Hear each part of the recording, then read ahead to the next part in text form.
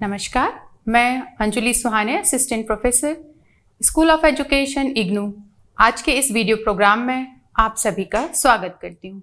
आज के इस वीडियो प्रोग्राम का टॉपिक है administration, scoring, recording and reporting of test scores.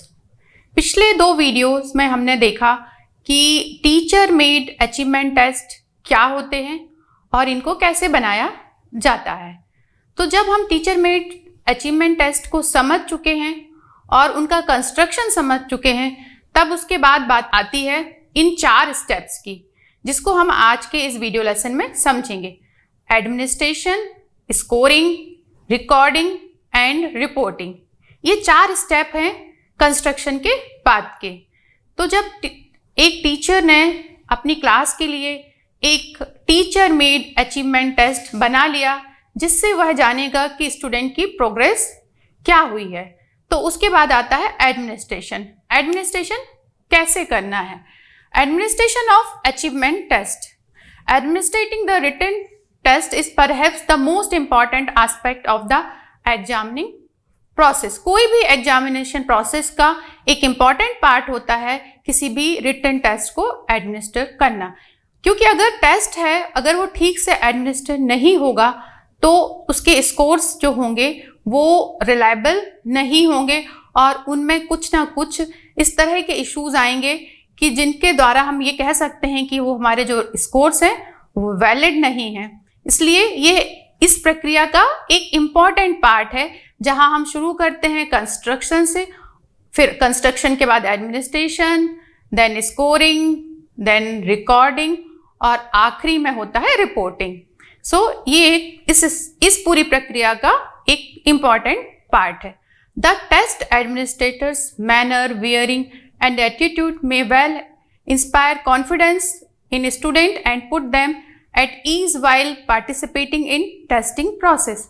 कोई भी जो स्टूडेंट हैं, जब वो एक एग्ज़ाम देने आते हैं तो वो बहुत प्रेशर में होते हैं, तो उस समय जो टेस्ट एडमिनिस्ट्रेटर है, वो टीचर, अगर टीचर मेड अचीवमेंट टेस्ट है और वो अपनी क्लास में उस टेस्ट को ले रहा है, तो वहाँ पर वो एडमिनिस्ट्रेटर कौन होगा? टीचर होगा।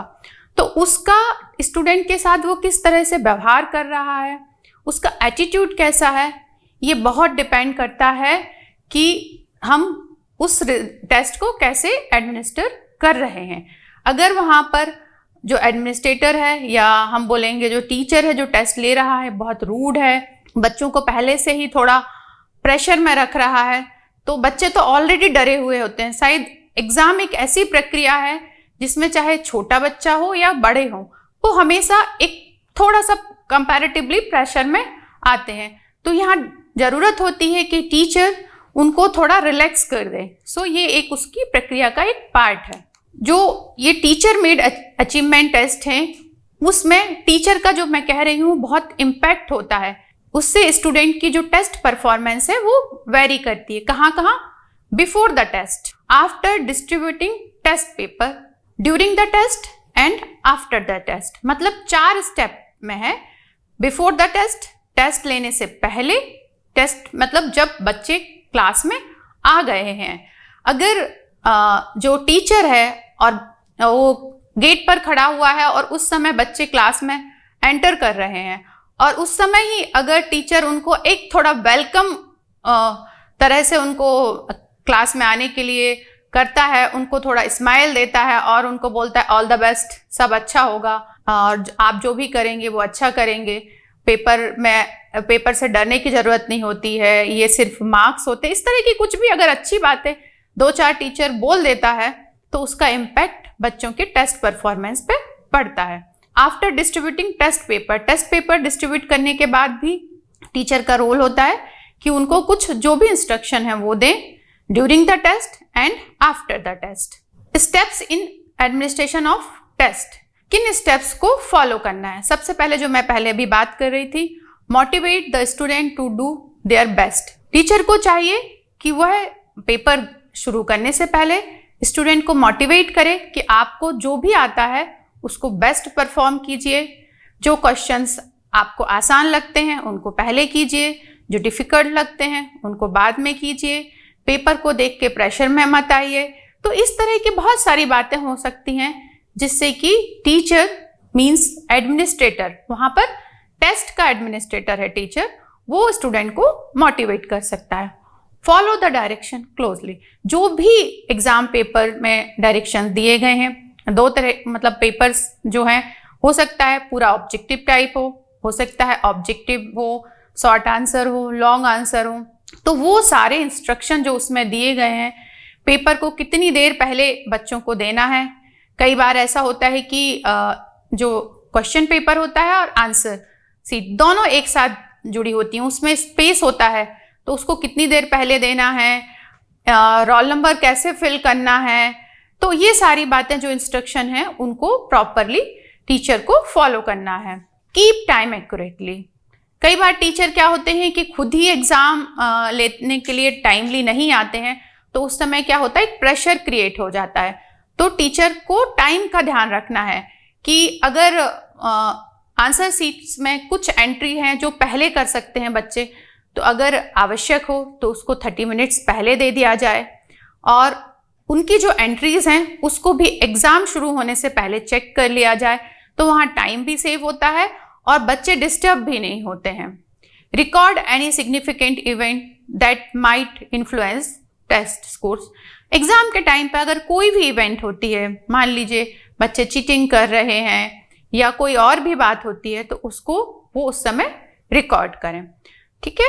और लास्ट में आता है collect the test material promptly, जैसे ही समय होता है, अगर 1 घंटे का पेपर है, 2 घंटे का पेपर है, तो जैसे ही ये टाइम अप होता है, खत्म होता है, उसके बाद तुरंत के तुरंत आंसर सीट्स को बच्चों से कलेक्ट कर लिया जाए। ऐसा ना हो कि जो सबसे पहले बच्चा बैठा हुआ है उसका पेपर आपने कलेक्ट कर लिया और आखिरी वाले को कलेक्ट करते समय उसको 15 मिनट एक्स्ट्रा मिल गए, तो जो बच्चा आखिरी में पेपर कर रहा है, लास्ट सीट पे बैठा हुआ है, तो उस 15 मिनट में वो हो सकता है ज़्यादा परफॉर्म कर ले, तो यहाँ पर क्या हो जाएंगे, फिर स्कोर्स जो होंगे वो वैलिड नहीं रहेंगे, क्योंकि किसी को उस क्वेश्चन को करने में मतलब पूरा का पूरा टेस्ट पेपर करने में 2 घंटे मिले और किसी को 2 घंटे 15 मिनट मिल गए। तो इस चीज का जो इन्विजिलेटर हैं, जो एडमिनिस्ट्रेटर हैं, उनको ध्यान रखने की आवश्यकता होती है। Avoiding things while administrating test, क्या क्या चीजों को अवॉइड करना है। Do not talk unnecessary before the test, आपको टीचर को उनको मोटिवेट करना है और उससे ज़्यादा ढेर सारी बातें एग्जाम के पहले करने की आवश्यकता नहीं है। आप उनको मोटिवेट कर दीजिए ताकि वो पेपर अच्छे से करें, यहाँ ही आपकी बात खत्म हो जाती है।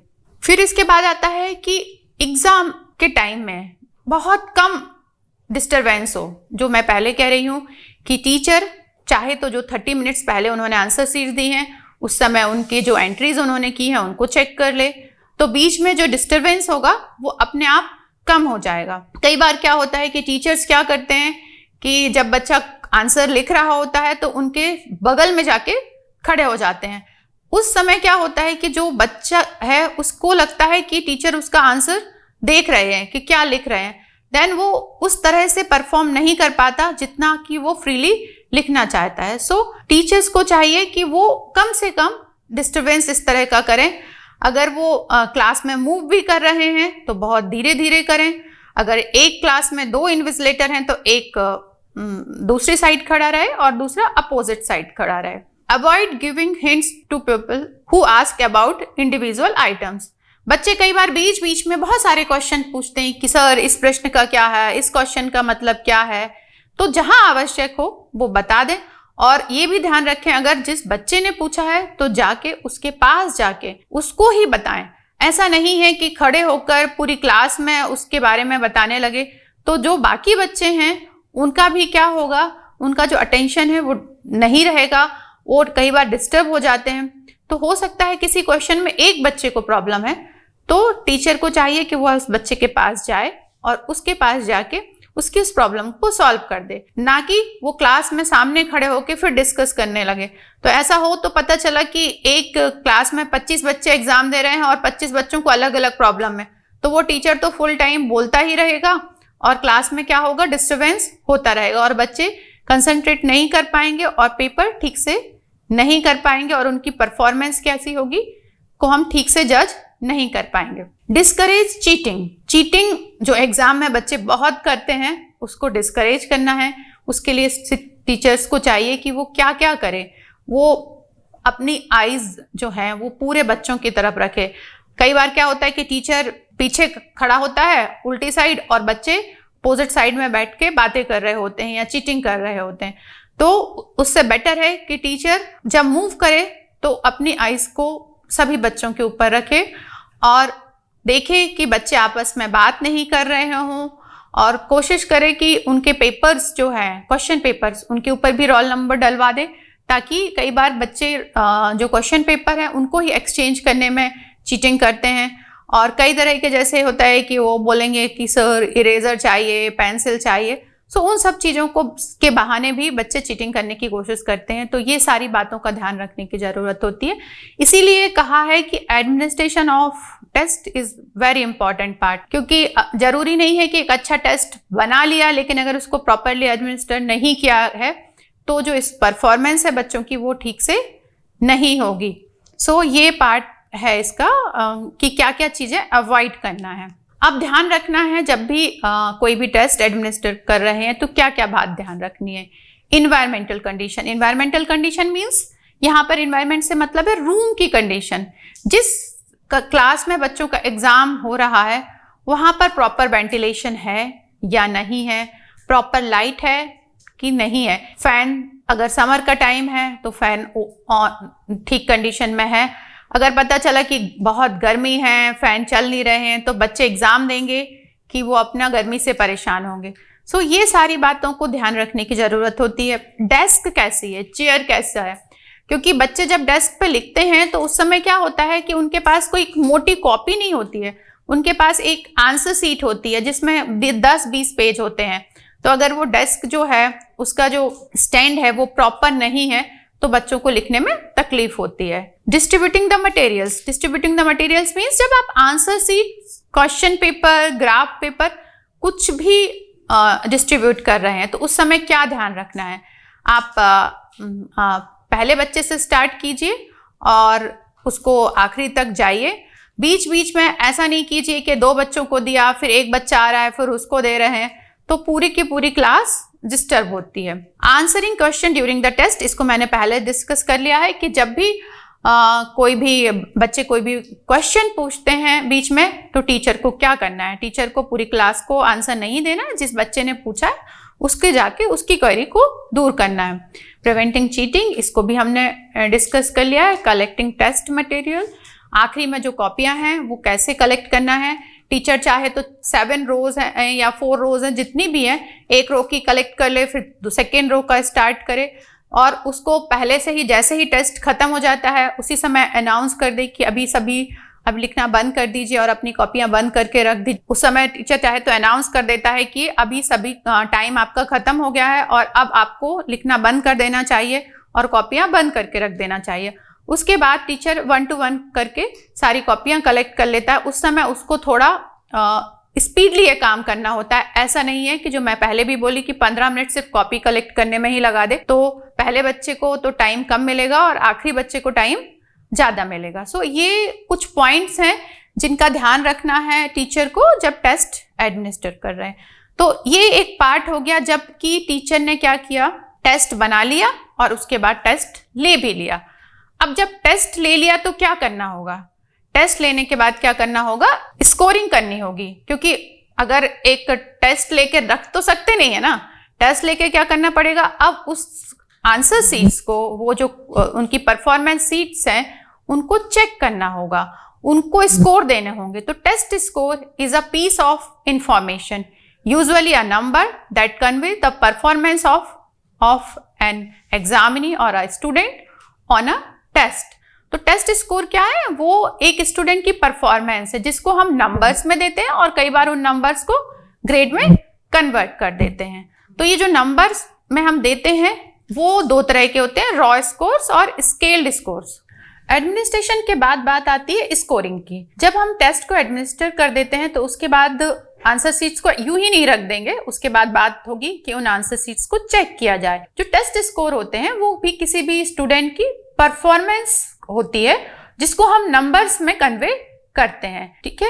रॉ स्कोर्स वो स्कोर्स होते हैं जो जैसे ही टीचर ने आंसर शीट चेक की उस समय एज इट इज दे दिए। So raw score is a score without any sort of adjustment और transformation such as simple number of question answer correctly. तो जो भी क्वेश्चन का जो आंसर आया, टीचर ने आंसर शीट चेक की और उसके टोटल करके जो नंबर दे दिए उनको रॉ स्कोर्स बोलते हैं।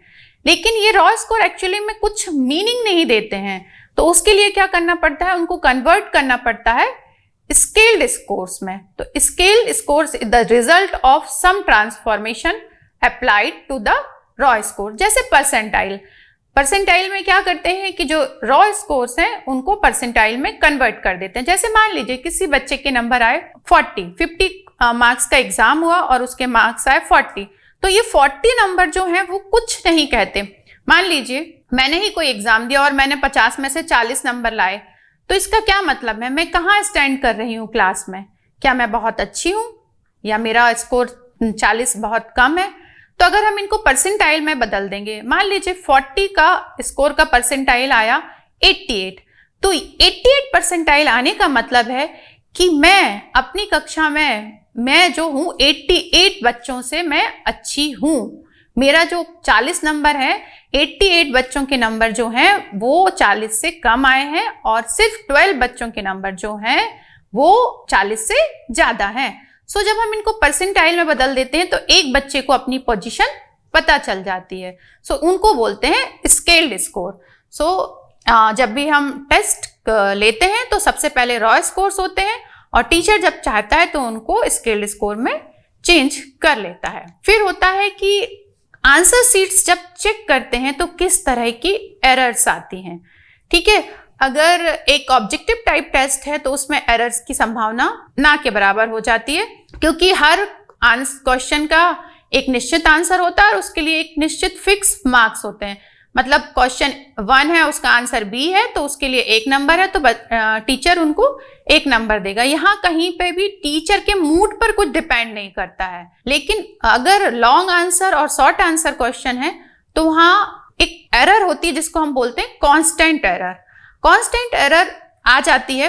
कांस्टेंट एरर में कई बार क्या होता है कि जो स्कोर्स होते हैं वो तो या तो लो साइड चले जाते हैं या हायर साइड चले जाते हैं। ये डिपेंड करता है टीचर के ऊपर और वो किस तरह से स्कोरिंग कर रहा है, तो उसको बोलते हैं कांस्टेंट एरर। कांस्टेंट एरर क्यों बोलते हैं इसको, क्योंकि ये कॉन्स्टेंटली पूरे के पूरा जो मान लीजिए एक क्लास में 50 बच्चे हैं तो ये कांस्टेंट एरर सभी के साथ दिखाई देगी। मतलब कोई टीचर क्या करते हैं, हायर साइड नंबर ले जाते हैं, कोई टीचर लोअर साइड ले जाते हैं। दूसरा होता है वेरिएबल एरर्स। वेरिएबल एरर मतलब होता है कि जहां पर एरर जो है वो केयरलेसनेस के कारण आए। मतलब मार्किंग में एडिंग कर रहे हैं, कंप्यूटिंग कर रहे हैं या फिर रॉ स्कोर आ गए हैं उनको ट्रांसफॉर्म कर रहे हैं, उस समय आए। कई टीचर्स कैलकुलेशन में गलती कर देते हैं या फिर मार्क्स लिखते समय 5 लिखना है तो 5 की जगह 6 लिखा है। सो इस तरह का, तो इसको बोलते हैं वेरिएबल एरर्स, जो कि कंस्टेंट नहीं चलती है कि वो हमेशा चलती है, हो सकता है किसी कॉपी में दिखाई दे। सो ये 2 तरह की एरर्स होती हैं। नेक्स्ट फिर है कि एक्यूरेट स्कोरिंग के लिए क्या करें जिससे कि स्कोरिंग जो हो वो एक्यूरेट हो। इसके लिए क्या करना चाहिए, सबसे पहले तो देखिए, अगर एक टीचर मेड अचीवमेंट टेस्ट है तो मैंने पहले भी डिस्कस किया कि उसमें 3 तरह के क्वेश्चंस होते हैं, ऑब्जेक्टिव, शॉर्ट आंसर और लॉन्ग आंसर। तो जो ऑब्जेक्टिव टाइप क्वेश्चन होंगे उनकी स्कोरिंग की तो ऑलरेडी होगी, लेकिन शॉर्ट आंसर और लॉन्ग आंसर के लिए स्कोरिंग की नहीं होती है। तो उसके लिए क्या करें, establish a set of evaluation criteria. उसके लिए एक इवैल्यूएशन क्राइटेरिया डिसाइड कर लें कि अगर क्वेश्चन नंबर 5 है और उसमें ये पॉइंट्स आ रहे हैं तो हम इसमें कितने मार्क्स देंगे, ठीक है।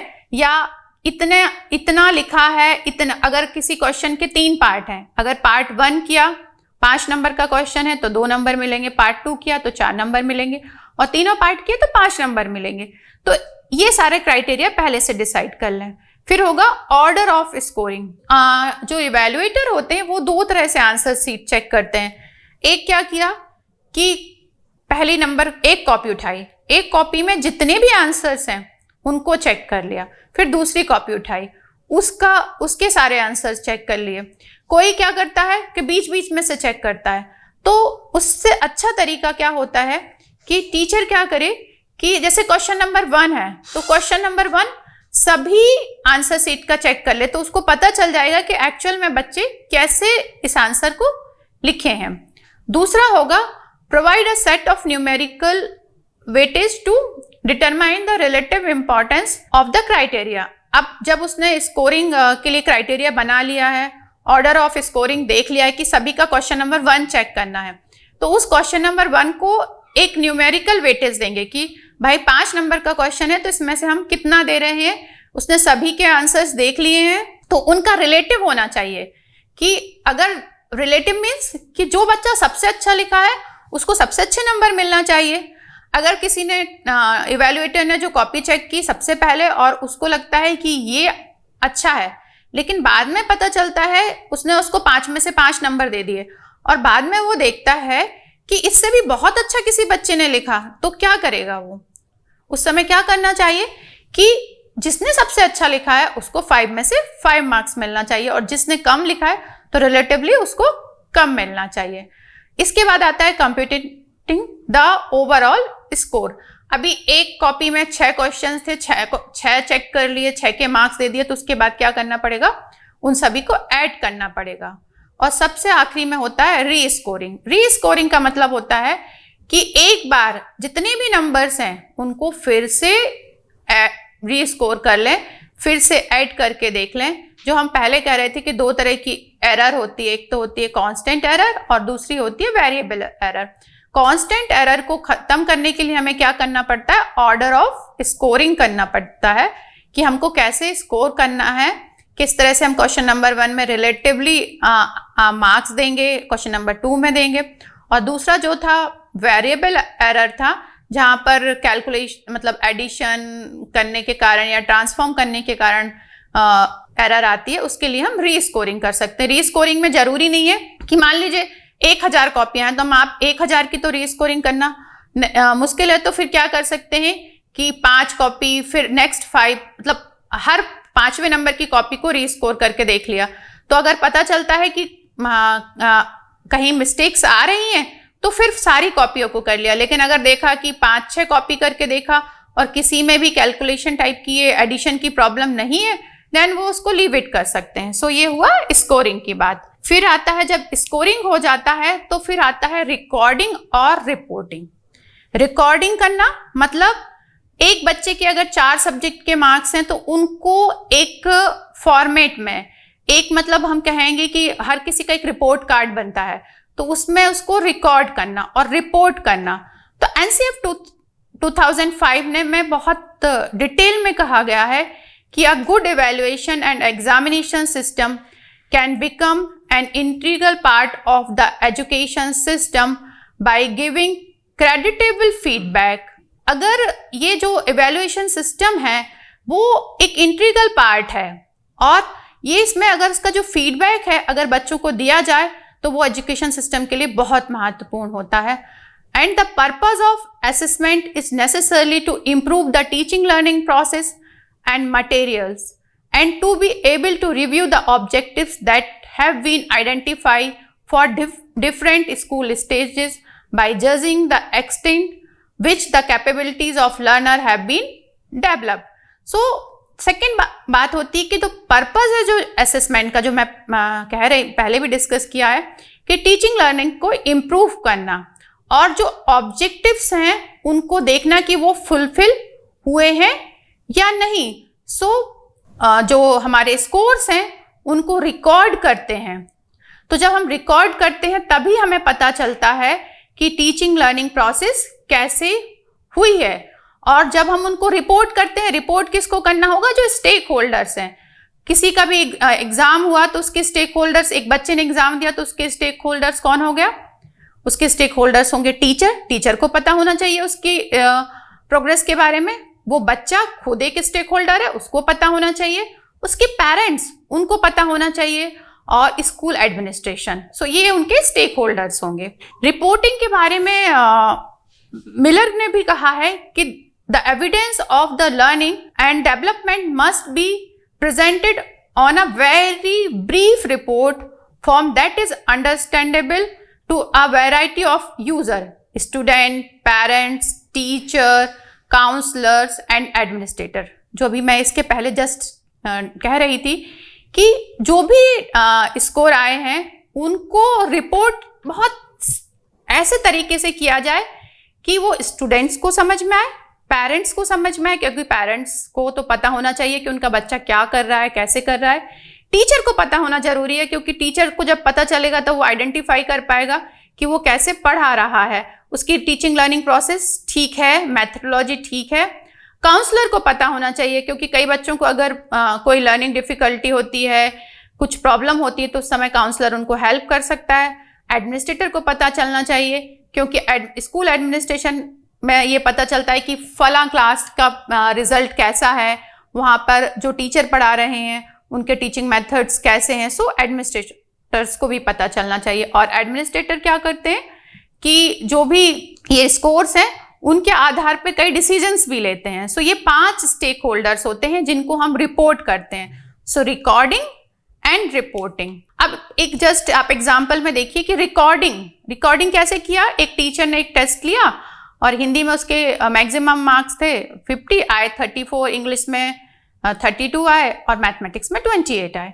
अब जरा देखिए कि अगर हमने ऐसा रिपोर्ट कार्ड एक पेरेंट्स को दे दिया या कोई भी बच्चे को दे दिया तो बच्चा क्या समझेगा। उसको क्या पता कि 34 तो उसके आए हैं, बहुत अच्छी बात है, बट वो कहाँ स्टैंड कर रहा है क्लास में, या उसको क्या नहीं आता है। इंग्लिश में 32 आए हैं तो उसको कौन सा चीज नहीं बनी है, या मैथमेटिक्स में उससे को क्या नहीं बना है।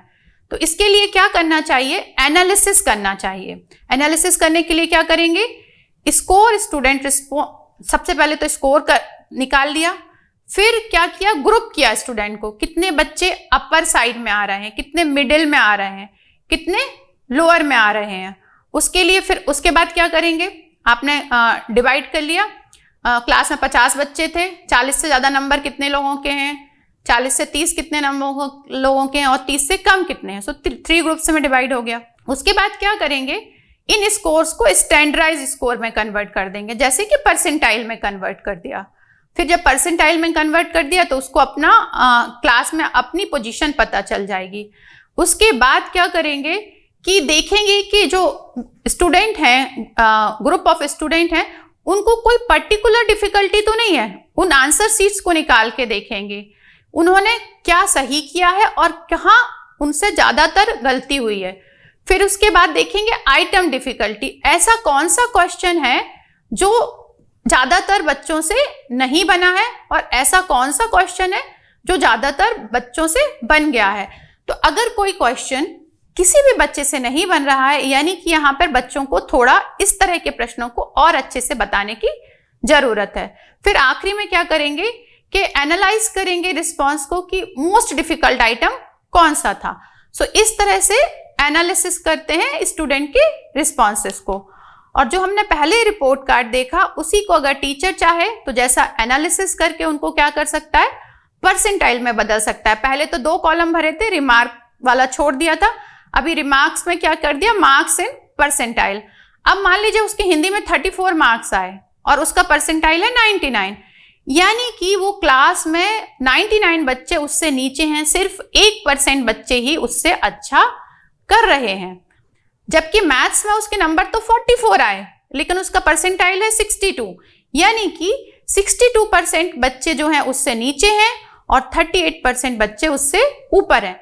तो मैथ्स में नंबर ज्यादा आने के बाद भी उसका क्लास में पोजीशन कैसा है, एवरेज है, पीछे है। तो इसको बोलेंगे रिकॉर्डिंग द रिजल्ट। और लास्ट में जब आएगा रिपोर्टिंग और इंटरप्रिटेशन। सो रिपोर्टिंग और इंटरप्रिटेशन से क्या फायदा होगा, ये क्लैरिफाई करते हैं द इंस्ट्रक्शनल ऑब्जेक्टिव, हमने इंस्ट्रक्शनल ऑब्जेक्टिव्स को कितना अचीव कर लिया है। Indicates student strength and weakness in the learning, जब हम डाटा को इंटरप्रिटेट किया, अभी इंटरप्रिटेशन किया ना, देखा आपने पिछली स्लाइड में, उससे पता चलेगा स्टूडेंट की स्ट्रेंथ और वीकनेस क्या है। provides information concerning the student's personal and social development और contributes the student's motivation। और स्टूडेंट को जब रिजल्ट उनका मिलता है तो ऑब्वियसली स्टूडेंट मोटिवेट होते हैं। सो लास्ट में हम बात करेंगे कि रोल क्या है इंटरप्रिटेशन ऑफ रिजल्ट्स का। स्टूडेंट को उनकी स्ट्रेंथ और वीकनेस पता चलती है। सेकेंड, ये हम शेयर कर सकते हैं पेरेंट्स से, तो पेरेंट्स से जब शेयर करते हैं तो बच्चा और मोटिवेट होता है। हेल्प करते हैं टीचर को रीडिजाइन करने में उनकी टीचिंग। वो देखते हैं कि कौन से सब्जेक्ट में हमारा या कौन सा क्लास में हमारे बच्चे अच्छे परफॉर्म नहीं कर रहे हैं, तो वहाँ की वो टीचिंग स्ट्रेटजी चेंज करते हैं। और जो काउंसलर्स हैं उनको हेल्प करते हैं वो बच्चों को गाइडेंस कर सके फर्दर स्टडीज में।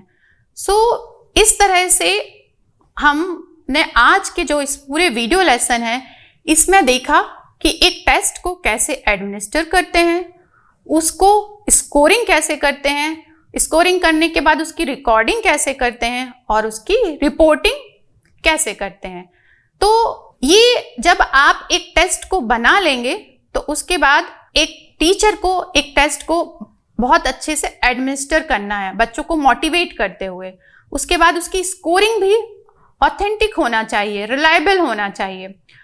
उसके बाद स्कोरिंग करने के बाद उसको रिकॉर्ड भी प्रॉपर करें, चाहे तो उसको जो स्कोर्स हैं उनको स्टैंडर्डाइज स्कोर में चेंज कर लें और आखिरी में उसको रिपोर्ट जरूर करें। अगर वो रिपोर्टिंग प्रॉपर नहीं होगी, बच्चों को उनकी स्ट्रेंथ वीकनेस के बारे में पता नहीं चलेगा, पेरेंट्स को उनके बारे में पता नहीं चलेगा, तो हमारा कहीं ना कहीं जो उद्देश्य है वो पूरा नहीं हो पाएगा। तो धन्यवाद। और मुझे लगता है कि वीडियो लेसन निश्चित ही आपको आपकी स्किल्स को इम्प्रूव करने में हेल्प करेगा। बहुत बहुत धन्यवाद।